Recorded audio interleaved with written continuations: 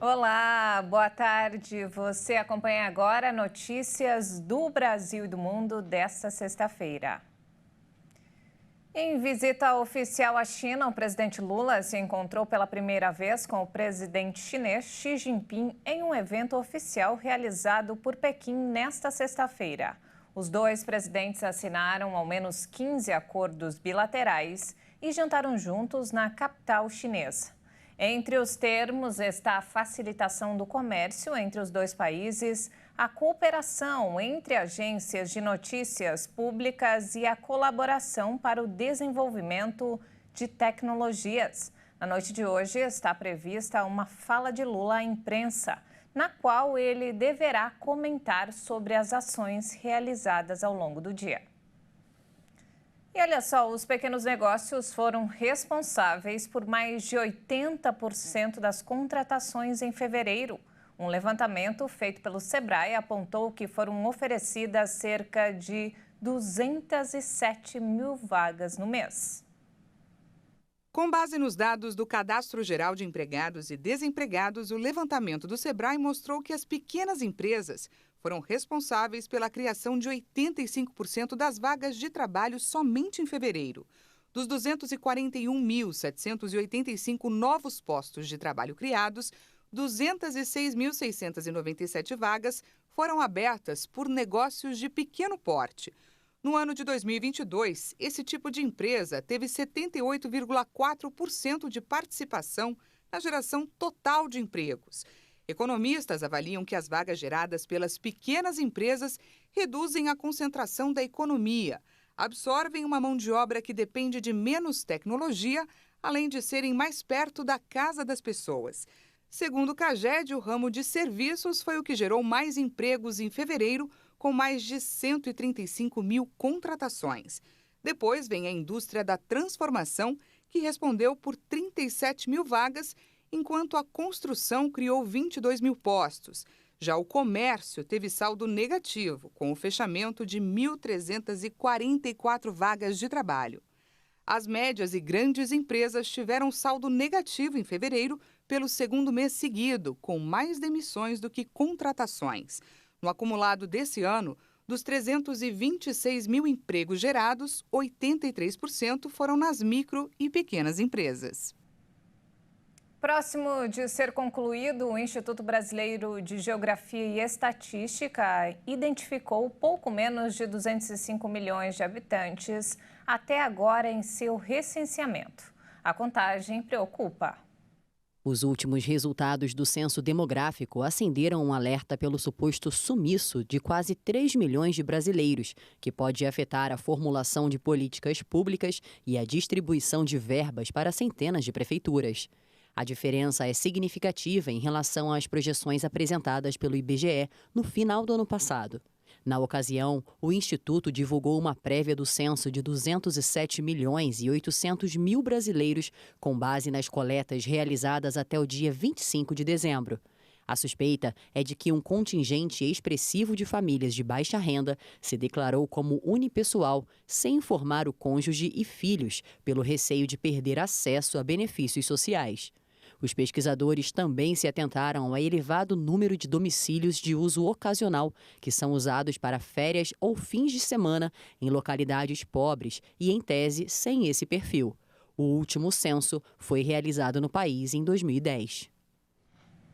A Organização Mundial da Saúde fez um novo alerta sobre a importância do uso de capacetes para a prevenção das mortes no trânsito. A nossa repórter Maria Clara Leite traz as informações. Segundo a OMS, o traumatismo craniano é a principal causa de morte de condutores de motos no mundo. Mas, por outro lado, ainda de acordo com a entidade, o uso do capacete pode reduzir em até 74% os ferimentos cerebrais. Esses dados fazem parte do novo manual criado com o objetivo de aumentar a adesão ao item pelos motociclistas. O guia da Organização Mundial da Saúde fornece conselhos aos gestores de políticas públicas e legisladores sobre as regulações e ações que visam o uso seguro de capacetes de qualidade para prevenir mortes nas estradas. O manual sugere ainda uma lei universal que obrigue o uso do item de segurança. A OMS alerta que, conforme aumenta a quantidade de motos no planeta, cresce também o desafio social e econômico para a prevenção de lesões causadas no trânsito, principalmente nos países de baixa e média renda. Segundo a entidade, se as tendências atuais continuarem, acidentes graves aumentarão drasticamente na maior parte do mundo nas próximas 2 décadas, com maior impacto recaindo sobre os cidadãos mais vulneráveis. Atualmente, cerca de 1.300.000 pessoas morrem no mundo em decorrência de acidentes de moto todos os anos. E olha só, a Agência Internacional de Energia anunciou hoje que a Rússia registrou em março o nível mais elevado nas exportações de petróleo desde abril de 2020, mesmo sob as sanções da União Europeia e do G7. O valor, no entanto, é 43% inferior ao registrado no mesmo período do ano passado. As exportações de petróleo aumentaram em 600 mil barris diários em março, o que representa quase $1 bilhão a mais de receita, a um total de 12 bilhões e 700 milhões de dólares. De acordo com a Agência Internacional de Energia, os níveis voltaram aos observados pela última vez antes da invasão da Ucrânia pela Rússia.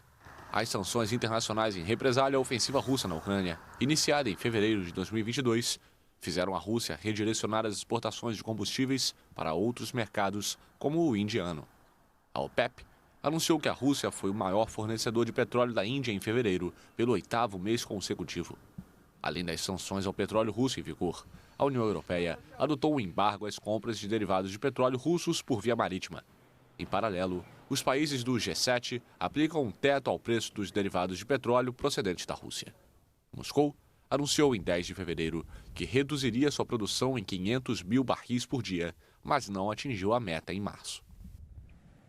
E olha só essa história, uma atleta espanhola que passou 500 dias isolada em uma caverna, sem contato direto com o exterior, nem luz natural, saiu nesta sexta-feira do local e afirmou que a experiência foi excelente. Flamini estava a 70 metros embaixo da terra na caverna em Los Gauchos, perto de Motril, desde novembro de 2021. No local, a atleta contava com livros, luz artificial e câmeras para gravar a experiência, mas não tinha telefone nem instrumentos para controlar o tempo. Ela teve o apoio de uma equipe técnica que deixava a alimentação em um ponto da caverna sem que houvesse qualquer tipo de contato. Estou há 1 ano e meio sem falar com ninguém, só comigo mesma, disse Flamini aos jornalistas depois de sair da caverna, que fica a 10 quilômetros de Motril, na Andaluzia. A atleta brincou que não sabia o que tinha ocorrido no mundo, já que continuava vivendo o dia 21 de novembro passado, quando iniciou o desafio. A experiência, que será tema de um documentário, tinha como um dos objetivos registrar a repercussão mental e física do isolamento. Flamini contou que nunca pensou em abandonar a missão, nem mesmo quando enfrentou uma invasão de moscas na caverna. Que corajosa, hein? E não temos mais tempo, essa edição fica por aqui. Mais informações ao longo da nossa programação. Obrigada pela companhia e até mais.